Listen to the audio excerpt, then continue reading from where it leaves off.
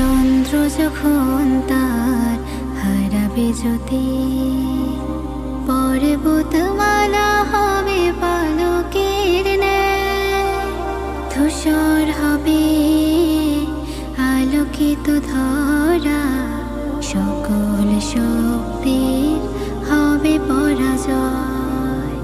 চারিদিকে একটি ধ্বনি বাজবে শুধু যে বারে বারে